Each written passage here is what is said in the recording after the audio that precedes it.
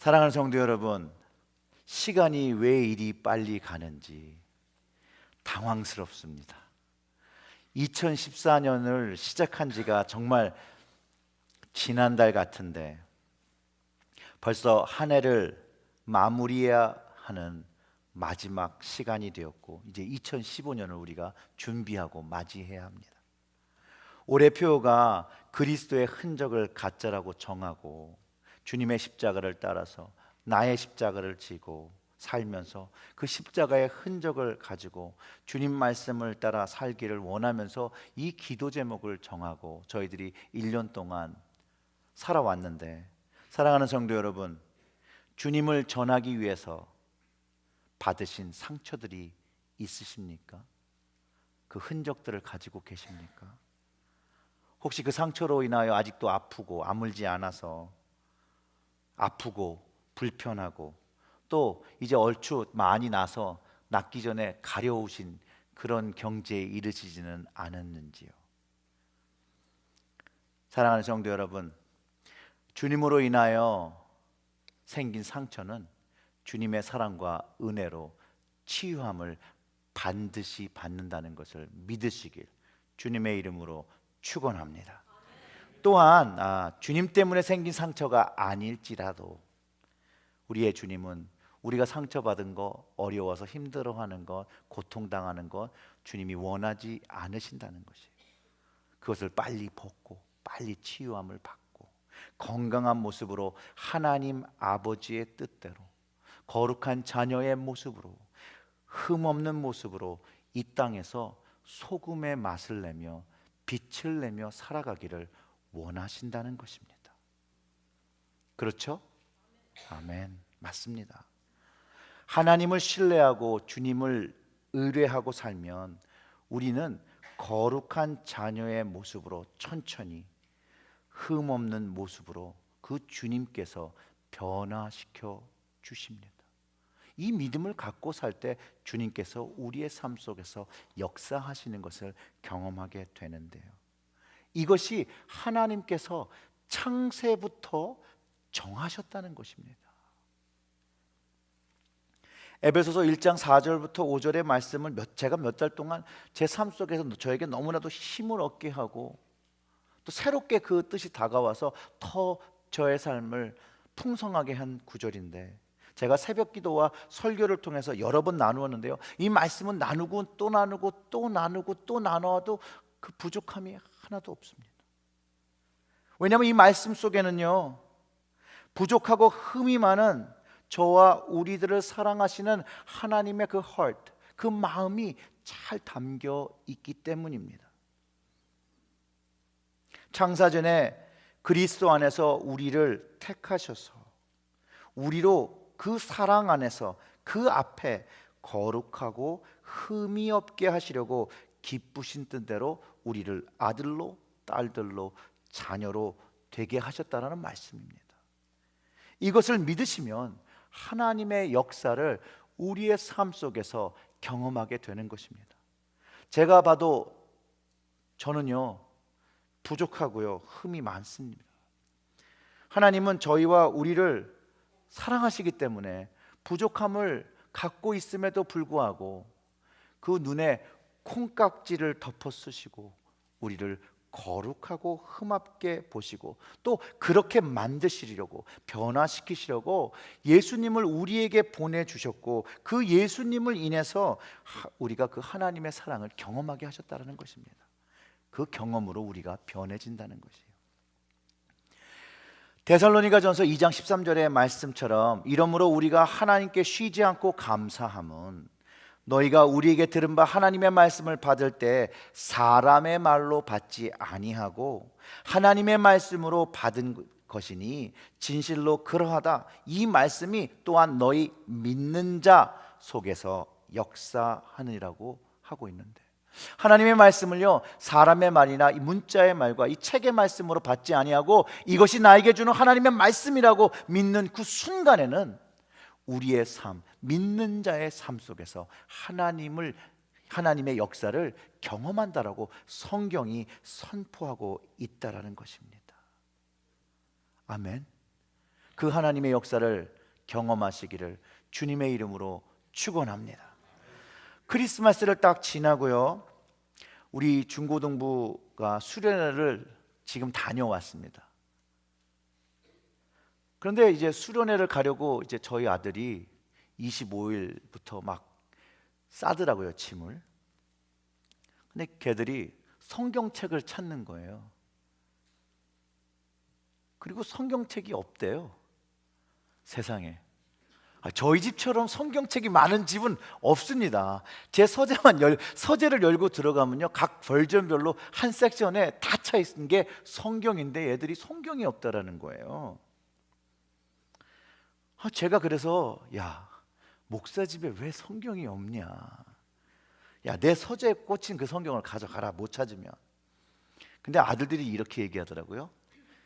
이렇게 보이더니만 이건 너무 두껍다는 거예요. 자기들이 들고 다니는 그런 성경이 아니라는 거예요. 그래서 제가 또 목사 같은 말을 했죠. 야, 성경은 두꺼우나 얇으나 하나님의 말씀이니까 잠만 말고 들고 가라. 그래서 제 성경 사이즈에 되는 것들을 들고 수련회를 갔습니다. 여러분들 다 아시다시피 우리 성혜옥 권사님 장례를 준비하기 위해서 여기 크리스천 북스토어에 갔었습니다. 근데 갑자기 그 애들 생각이 나는 거예요.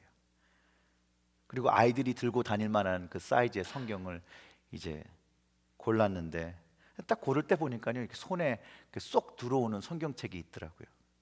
굉장히 얇아요. 아주 들고 다니기 딱 좋더라고요. 그리고 딱 피니까 제 눈에는 너무 글자가 작더라고요. 그래서 그거보다는 같은 사이즈인데 조금 두꺼운 놈을 이렇게 딱 꺼내봤어요. 근데 고민이 되는 거예요. 이게 두꺼우면 얘들이 안 들고 다닐 텐데 이걸 살 필요가 있나? 그래도 아이들이 들고 다니면서 손에 쥐고 하나님의 말씀을 가까이 할 수 있는 얇은 걸 사는 것이 좋지 않나? 라고 이렇게 비교하면서 제가 골랐는데요, 아주 얇고 작은 성경책을 이제 2권을 샀습니다. 그리고 그 성경책 앞면을 딱 피면 거기에 증정란 있잖아요. 거기다 제가 이렇게 적었습니다. 제가 자문의 말씀을 이용해서 이렇게 썼습니다. 나의 아들들아, 하나님의 가르침을 잊지 말고 주님의 말씀을 너의 마음에 지켜라. 그리고 제가 거기다가 에베소서 1장 4절과 5절을 꼭 찾아봐라. 그리고 제가 그 에베소서를 찾아가지고요, 제가 또 하이라이트를 이렇게 쳤어요. 더 잘 볼 수 있게. 그러면서 저희 아이들이 이 말씀을 보면서, 제가 인생을 살면서 어려울 때마다 힘들 때마다 아빠가 힘을 얻었던 것처럼 너희도 어려운 시기, 힘든 시기를 살아갈 때 이 말씀을 보며 희망을 가지라고 기도하는 마음으로 아이들이 돌아오면 주려고 준비를 했습니다. 그리고 아침에 일부 예배 나오기 전에 아이들 침대에 하나씩 이렇게 두고 나왔습니다. 사랑하는 성도 여러분, 하나님의 말씀만이 우리의 삶을 책임지시고 거룩한 모습으로 변화하는 것이 하나님 말씀 외에는 없습니다. 주님이 원하시는 거룩한 모습으로 변화할 때만이 우리의 마음이 하나님의 임재와 영광을 체험하게 됩니다. 그렇기 때문에 우리에게는 하나님 말씀 없이 살 수가 없습니다. 사랑하는 성도 여러분, 하나님의 말씀을 늘 기억하시고요, 마음에 지키시기를 주님의 이름으로 축원합니다. 제가 하나님을 만난 후로 살아가면서요, 제 인생 속에서는 너무 감사한 일이 참 많습니다. 여러분들도 그러시죠? 그러실 거예요. 예. 그 중에 제가 감사한 것 중에 그 하나가 뭐냐면요, 제 주변에 좋은 목사님들이 있다라는 것이에요. 이분들과 함께 만나서 이야기 나누면 참 도전도 많이 받고요, 은혜도 많이 받게 됩니다. 그리고 또 제 모습을 스스로 돌아보는 시간을 갖게 합니다. 그분들 중에 한 목회자의 이야기를 나누겠습니다. 이 목사님은요, 일반 사람들이 보기에도 인정하는 교회를 부흥시킨 목회자입니다. 그리고 그렇게 알려져 있습니다. 그런데 이 목사님의 고민은요, 교회를 부흥시킨 목사, 건축을 잘 계획하고 마친 목회자로 인정받는 것보다 이분의 고민은, 이분의 기도 제목은 여기에 있습니다. 목사로서, 신앙인으로서 좋은 모델이 되고 좋은 예가 되고 모범이 되는 것이 기도 제목이라고 말씀하신 분이 있습니다. 그리고 그것이 그분의 목회의 방향이라고 말씀하셨습니다. 후배 목사로서 그 선한 영향력을 끼치며 목회하고 싶으시다는 그 목사님의 말씀에 제가 아멘으로 답했습니다. 아마 제가 바라는 목회의 방향도 신앙인으로 또 교회로서 이 땅에서 살면서 선한 영향력을 세상에 끼치며 주님의 사랑과 은혜를 전해야 한다라고 믿기 때문이고, 제가 또 소망하며 교회를 하고 있습니다. 저뿐만 아니라 우리 교회를 섬기며 지체가 되신 여러분 모두가 여러분의 각자의 자리에서, 가정에서, 일터에서 주님으로부터 배운 선한 영향력을 전하는 통로가 되어야 합니다. 이것이 하나님과 주님께서 우리에게 바라시는 모습이 아니겠습니까? 여러분, 이 말에 동의하십니까? 동의하지 않으시는 분 계신가요? 동의는 하시지만 하기가 좀 어렵다라고 생각하시는 분도 계시진 않으신가요? 내가 연약해서 잘 되지 않는다라고 말씀하시는 분들이 있으십니까? 그런데 여러분, 이렇게 상상해 보세요. 목회자들과 성도들이 합치면, 즉 교회가 세상에서 선한 영향력을 가지고 끼치고 살아간다면 얼마나 좋을까요? 저는 너무 신날 것 같습니다. 여러분들은 어떠세요? 요즘 한간에 유명한 목사님들이 이상한 일들을 좀 벌이셔서 많이 속상하시죠? 저도 많이 속상합니다. 그런데 속상은 한데 저의 모습을 돌아보면서 제가 선한 영향력을 끼치고 있는가? 라고 질문해 볼 때 제 마음속에 이런 생각이 들었어요. 주여, 죽여주시옵소서 하며 선한 영향력을 끼치지 못하는 것 같아서 스스로에게도 많이 속상했습니다. 제가 많이 부족해서 선한 영향력을 끼치지 못하여 우리의 성도님들이 신앙의 그 참 기쁨과 복음의 아름다운 맛을 제대로 보지 못하고 또 그 맛을 제대로 선보이지 못하고 있는 것이 아닌가, 참 죄송합니다. 이것이 제가 스스로 늘 힘들어하며 기도하는 기도의 제목입니다. 사실은요, 과거에 한때 저의 부족함 때문에 너무 갈등하고 괴로워서 하나님께 진심으로 기도하면서 목회를 포기하려고 했던 적이 있었습니다. 그리고 하나님께 이렇게 얘기했죠. 왜 하나님, 저처럼 부족한 일을 목사로 만드셔서 하나님도 괴롭고 주님도 괴롭고 저도 괴롭고 저와 함께 사역하는 교우도 괴롭고 이게 뭡니까? 라고 많이 울고 기도했던 적이 있습니다. 그때는 하나님께서 허락하는 사인만 보내주시면 바로 목회를 접고 떠나서 다른 일을 하면서 살 마음을 확정했을 때였습니다. 근데 그 기도의 자리에 성령님께서 임재하시면서 하나님의 뜻을 가르쳐 주셨습니다. 그 당시에 저의 모습은 이랬습니다. 저 스스로 최고가 되는 것이 하나님께 영광을 돌리는 길이라고 믿었습니다. 그래서 최고가 되어야 된다고 믿었어요. 최고가 되고 싶었어요.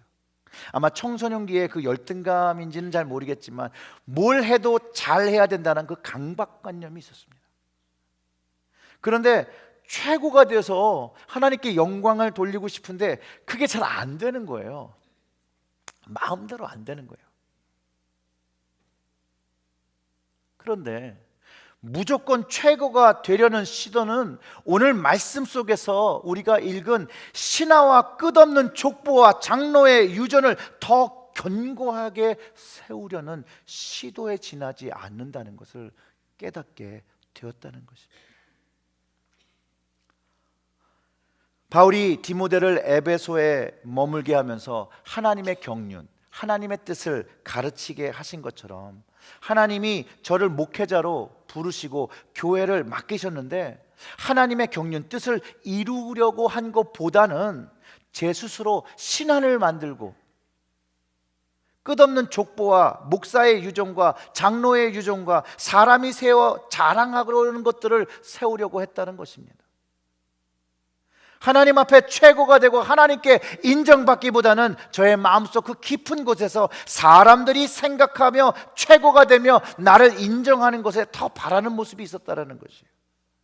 그런데 그 기도하는 날에 하나님께서 저를 하나님의 사랑으로 깨트려 주셨습니다.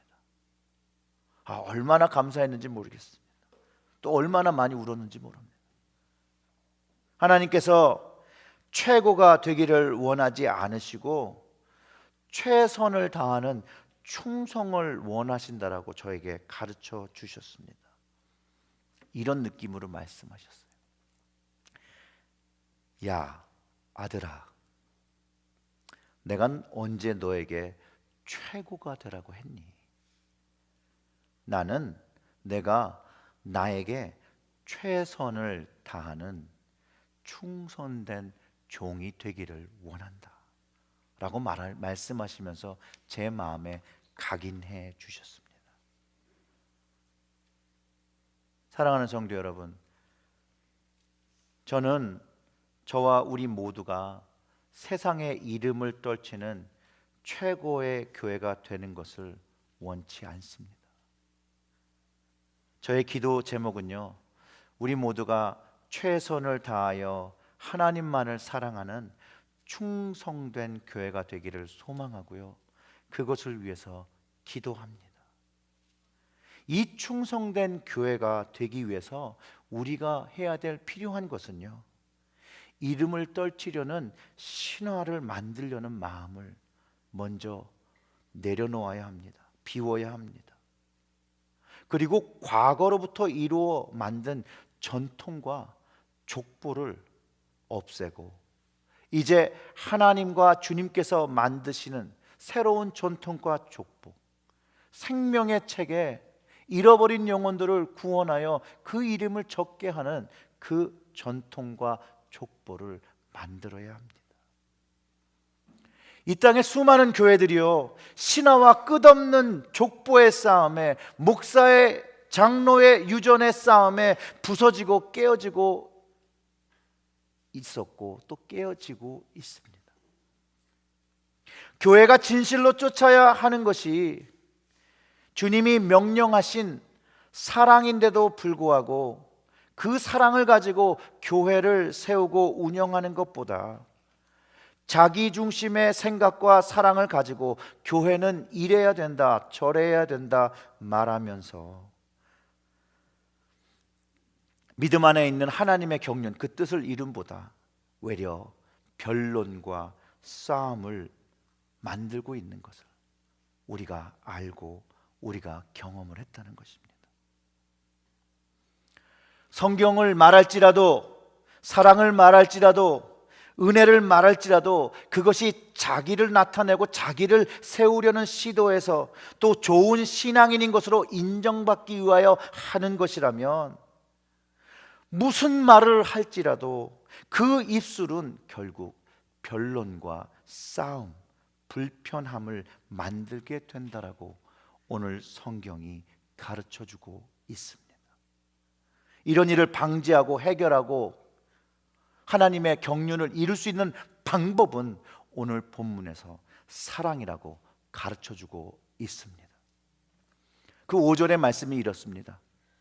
경계의 목적은 청결한 마음과 선한 양심과 거짓이 없는 믿음으로 나는 사랑이거늘 사랑으로 해야 된다는 거예요. 사람들이 이에 벗어나 헛된 말에 빠져. 이 말은 뭐냐면요, 말만 한다는 거예요. 말만. 행동으로 우러나는 것을 하는 게 아니라 말로만 해요. 그리고 율법의 선생이 되었대요. 그 율법의 생각에 대해서 자기가 정말 말하는 것이 자기의 확증하는 것 자체를 이해를 못하고 말만 한다는 것이에요. 경계의 목적, 영어로 보면 더 클리어하게 우리가 이해할 수 있는데요, 이렇습니다. The goal of command is love. 경계의 목적, 하나님 명령의 그 목표는 사랑이라는 것이에요. 이것이 하나님의 경륜을 세우는 것입니다. 이 사랑으로 교회의 뜻, 하나님의 뜻을 세워야 된다라고 말하고 있습니다. 그런데 현실적인 문제는 그런 사랑을 말하기보다는 율법의 선생이 된다는 것이, 자기가 말하는 것을 깨닫지도 못하고 말하는 것을 가르치는 사람이 되었다라고 말하고, 그리 되지 말라고 합니다. 하나님의 말씀은요, 사랑에서 출발했습니다. 하나님의 창조 역시도요, 하나님의 사랑으로 시작되었습니다. 즉 율법을 가지고 사랑을 가르치고 그 사랑이 삶 속에서 묻어나고 나타나고 흘러나야 된다는 것입니다. 그런데 간혹 율법을 가지고 사람의 잘못만 비판하는 것, 그것은 하나님의 경륜을 이루는 것이 아니라는 것이에요. 하나님의 말씀을 가지고 사람을 판단하는 것은 하나님의 경륜을, 그 뜻을 이루는 것이 아니라고 말하고 있는 것입니다. 비난과 비판, 거듭남을 가져오지 못합니다. 변화와 영향력을 경험할 수가 없습니다. 그러면서 오늘 그 말씀과 율법의 기능을 말하고 있습니다. 8절에 그렇게 얘기하죠. 그러나 사람이 율법을 법 있게 쓰면 율법은 선한 것인 줄 안다는 것이에요. 하나님의 말씀을 선하게 사용하면 선하다는 것이에요. 그리고 죄를 리스트하죠. 알 것은 이것이니 법은 옳은 사람을 위하여 세운 것이 아니요 오직 불법한 자와 복종치 아니하는 자며 경건치 아니한 자며 죄인이며 거룩하지 아닌 자며 망령된 자며 아비를 치는 자며 어미를 치는 자며 살인하는 자며 음행하는 자며 남색하는 자며 사람을 탈취하는 자며 거짓말하는 자며 거짓 맹세를 하는 자와 기타 바른 교훈을 거스리는 자를 위함이니라고 말합니다.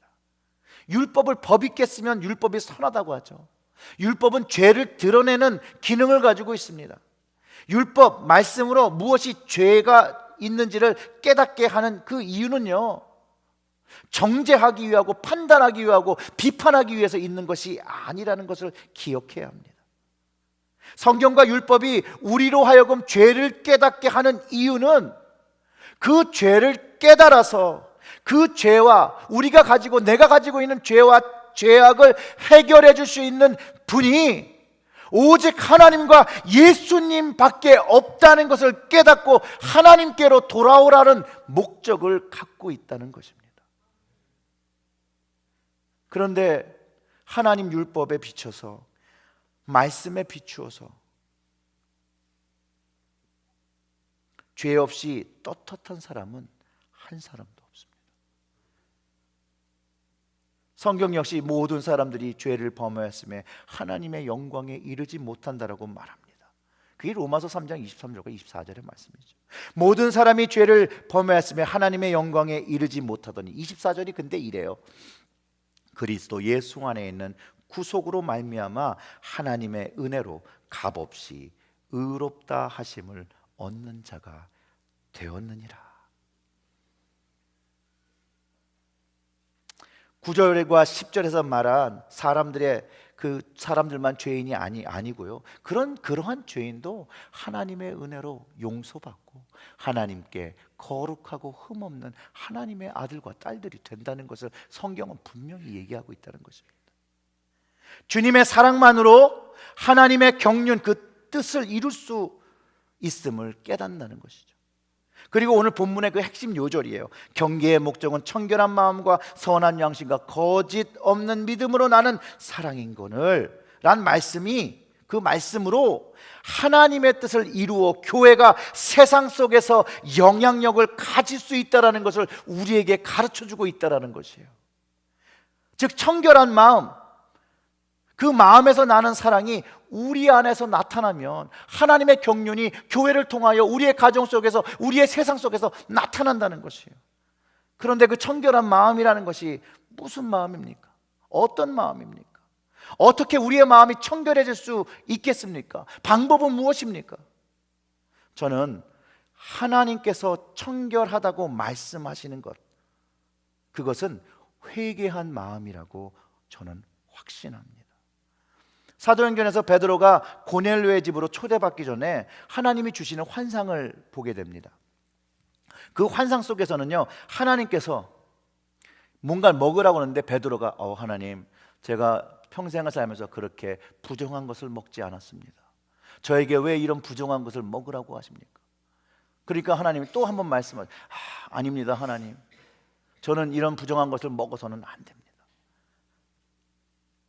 베드로가 자기의 생각을 가지고 하나님이 보여주시고 먹으라 한 것에 불순종하며 또 그것을 부정하다라고 얘기합니다. 그럴 때 베드로가 이런 음성을 듣습니다. 하나님께서 깨끗게 하신 것을 내가 속되다, 잘못됐다 말하지 말라, 이런 말씀을 들어요. 우리는 하나님께서 깨끗게 하신 마음을 가질 때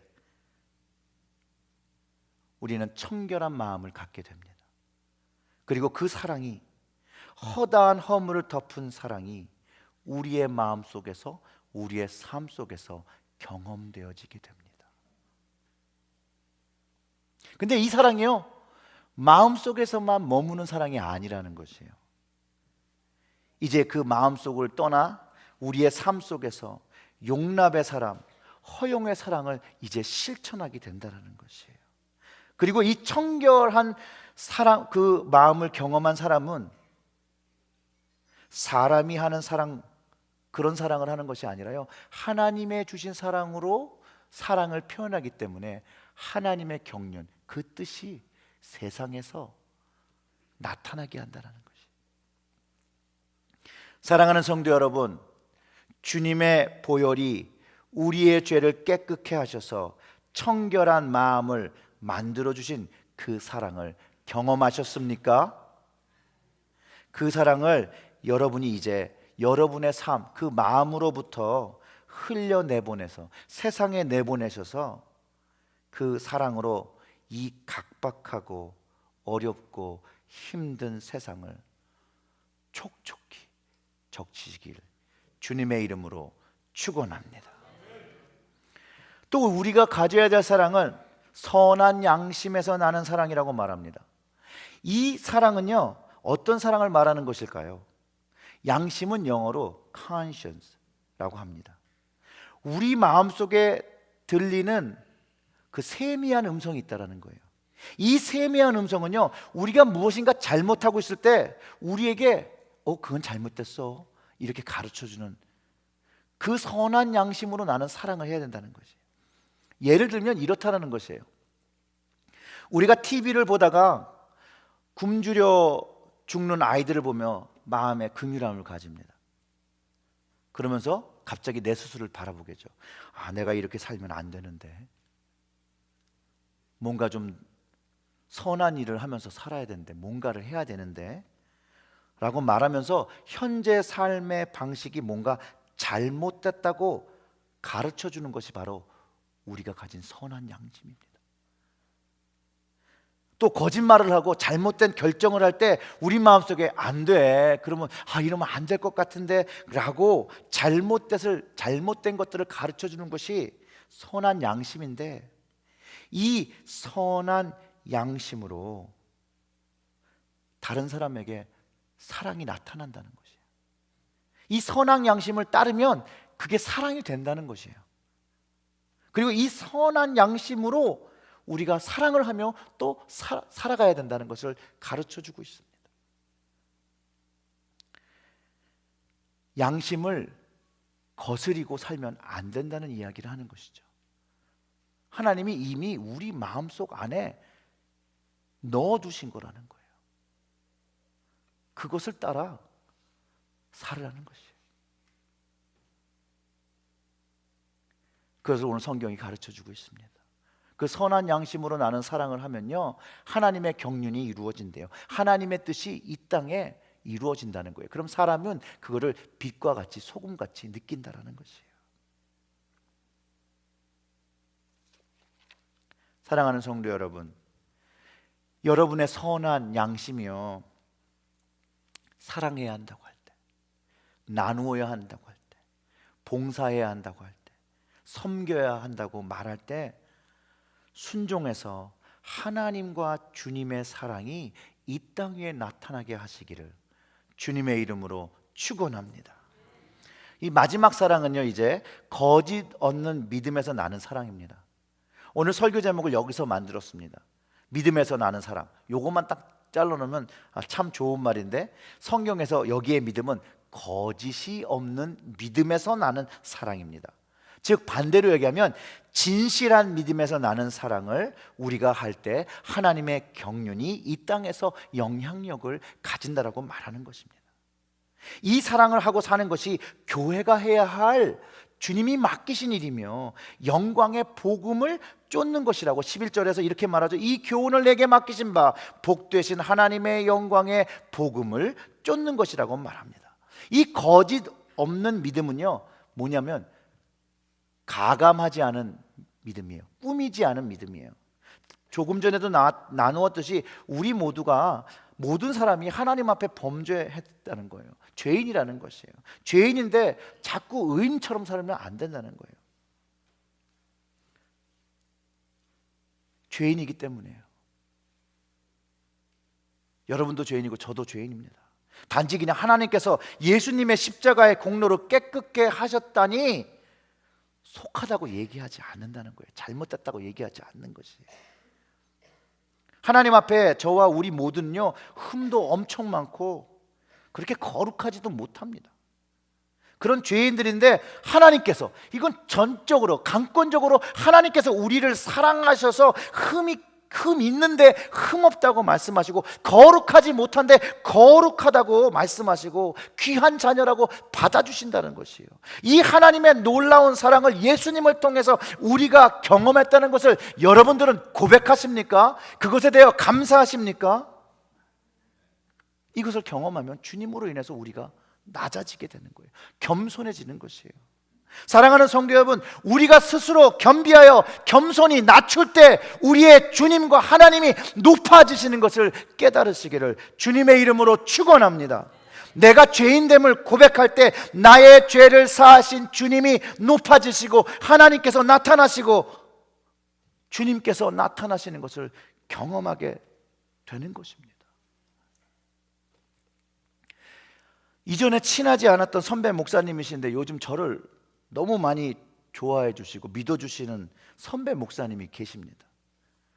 여름 수련회 강사이셨던 장학순 목사님입니다. 우리 교회가 좀 이 목사님을 위해서 기도해 줘야 돼요. 이 목사님은 우리 교회에 해주신 것이 많아요.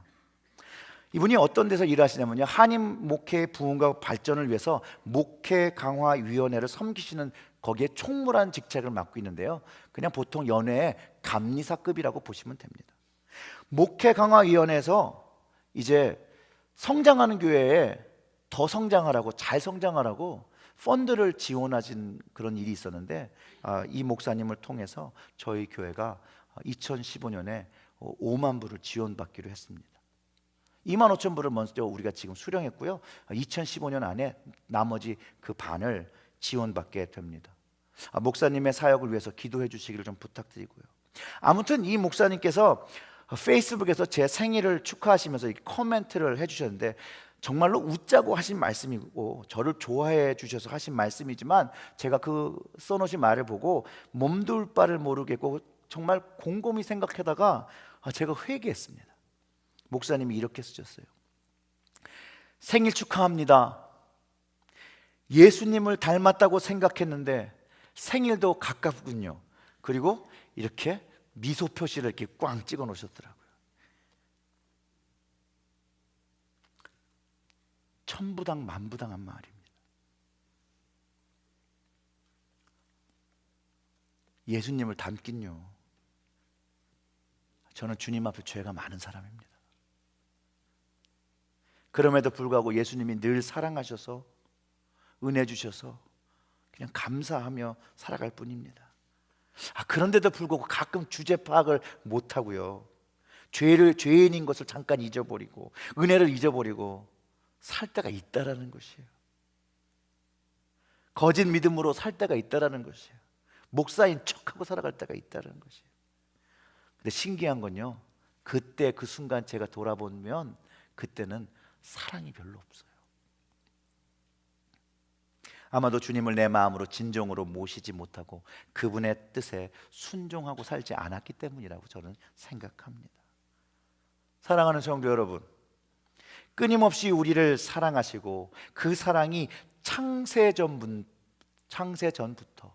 한 번도 변치 않으신, 한 번도 바꿔보시지 않은 그 하나님만을 사랑하시길 주님의 이름으로 축원합니다.